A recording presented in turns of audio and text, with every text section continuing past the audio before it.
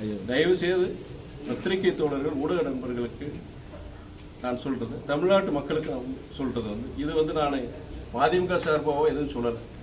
அவர் இப்போதான் முதலமைச்சர் ஆயிருக்கிறார். மந்திரி சபையே கிட்டத்தட்ட முழுமையான மந்திரி சபை இப்போதான் சில நாட்களுக்கு முன்னாடி தான் அமைச்சிருக்கிறாங்க. முன்றைய ஆட்சியில் இருக்கிற நியமிக்கப்பட்ட அதிகாரி பல்வேறு தமிழ்நாடு இருக்கிற அனைத்து துறைகளுடைய அதிகாரிகள் பார்த்தீங்கன்னா முன்னாடி இதுக்கு முன்னாடி ஆட்சி செய்து அவங்க நியமிச்சவங்க தான் மாத்திருக்கிறாங்க. பல்வேறு இடங்களில் காவல்துறை சார்ந்தாலும் சரி, அதிகாரிகளும் சரி, நீங்க மாவட்ட ஆட்சியர்களுக்கு போய் பல மாவட்டங்களில் மாற்றங்கள் கொண்டு வந்திருக்கிறாங்க. ஆனா அது மாற்றங்கள் நடந்துட்டு இருக்கு, நிர்வாக ரீதியாக மாற்றங்கள் நடந்துட்டு இருக்கு.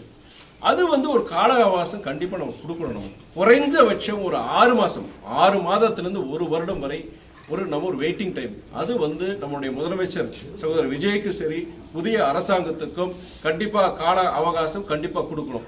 கூட்டாட்சி மாநிலத்தில் சுயாட்சி திராவிட கட்சி சொல்லிட்டு வந்தாங்க. முதல் முறையாக மாநிலத்தில் சுயாட்சி கூட்டணி ஆட்சி உருவாக்கிட்டாங்க. அதை பத்தி என்ன சொல்லுங்க? அருமையான விஷயம், நல்ல விஷயம். இது ஒரு ஜனநாயகத்தை பொறுத்த வரைக்கும் ஒரு தனிநபரோ ஒரு தனி இயக்கம் இருக்கிறத விட பல இயக்கங்கள் சேர்ந்து வரும்போது ஒரு தவறு நடந்ததுன்னா அதை சுட்டிக்காக்கி இல்லை கண்டிக்கிறக்கூடிய ஒரு சூழ்நிலை உருவாகுது.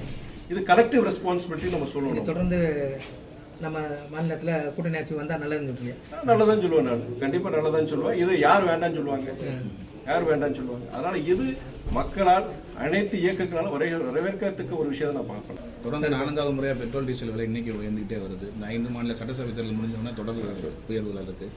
நான் இந்த கேள்வியை ஏன் கேட்காம இருக்குன்னு நினைச்சிட்டு இருந்தேன். நான் வரும்போதே இன்னைக்கு காலையிலேருந்து 7 மணிக்கு சுற்றுப்பயணம் இன்னைக்கு தொடங்கிச்சு. இன்னைக்கு காலையில் ஏதாவது நடந்திருக்கான்னு பார்த்துட்டு இருந்தேன். நான் இன்று கடந்த 10 நாட்கள்ல பெட்ரோல் டீசல் விலை கிட்டத்தட்ட லிட்டருக்கு 7,000 ரூபாய் கூடியிருக்கு. 7,000 ரூபாய் கூடியிருக்கு.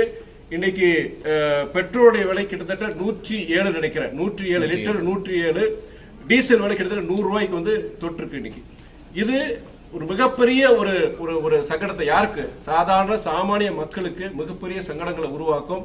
நான் இந்த ஈரான் அமெரிக்கா அந்த போர் அந்த சூழ்நிலை கிட்டத்தட்ட 2 மாசத்துக்கு வரும்போது அப்பவே நான் பத்திரிகையாளர் சந்திப்பில் சொன்னேன். நான் ஒன்றிய அரசு என்னன்னா அடுத்து இந்த எல்பிஜி கேஸ் ஷார்டேஜா இருக்கட்டும், நீங்க பெட்ரோல் டீசல் பொறுத்த வரைக்கும் மிகப்பெரிய ஒரு சவால்கள் வரும். அதனால அதுக்கு ஆயத்தமாகணும். அதுல ஏதாவது இந்த எரிவாயு மற்றும் இது போன்ற விஷயங்கள் விலை உயர்வு இல்ல தட்டுப்பாடு ஏற்பட்டனா நாடே ஸ்தம்பிக்கும் அப்படின்னு நான் சொன்னேன். அதனால அரசாங்கம் இதுக்குண்டான உரிய நடவடிக்கைகளை எடுக்கணும்னு சொல்லியிருந்தேன். நான் அதுல சில குறைபாடுகள் கண்டிப்பா இருக்கு. ஏன்னா இன்னைக்கு சீனா நாடு பொறுத்த வரைக்கும் அவங்க பொறுத்த வரைக்கும் அதுக்குண்டான தயார் நிலையில் இருந்து இதை எதிர்பார்த்து அவங்க எரிவாயு பொறுத்த வரைக்கும் கேஸா இருக்கட்டும் பெட்ரோல் டீசலா இருக்கட்டும் அவங்க இது பண்ணிக்கிட்டாங்க. பல நாடுகள் இதா இருந்துக்கிட்டாங்க. ஆனா சில நாடுகள் பொறுத்த வரைக்கும் ரொம்ப அஜாக்கிரதையா இருந்து ரொம்ப சங்கடப்படுறாங்க. சில நாடுகள்ல ஊரடங்கு லாக்டவுனே போட்டாங்க. நம்ம நாட்டில் பொறுத்த வரைக்கும் பெட்ரோல் டீசல் கேஸ் நீங்க கமர்ஷியல் கேஸ் உங்களுக்கு இன்னைக்கு 3000 4000 பிளாக்ல கொடுத்தாலும் நீங்க கிடைக்க மாட்டீங்க. பல ஹோட்டல்கள் இன்னைக்கு அது குறிப்பா கையேந்தி போனா மூடிட்டாங்க. நிறைய சாதாரண ஹோட்டல் பொறுத்த வரைக்கும் உணவு விடுதிகள் பொறுத்த வரைக்கும் மூடிட்டாங்க.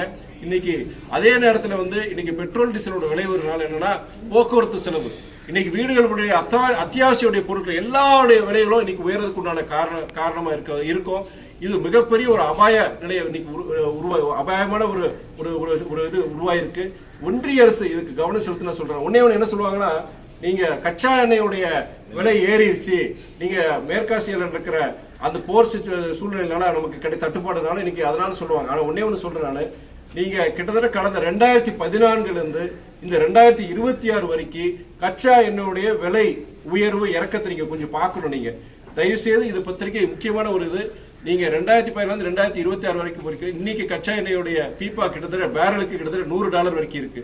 ஆனால் இந்த கடந்த இந்த 2014 2026 இந்த 11-12 வருஷத்துல பேரலுக்கு $50 வரைக்கும் கூட குறைஞ்சிருக்கு. $50 $60 $70, அதாவது கிட்டத்தட்ட 50 விழுக்காடு.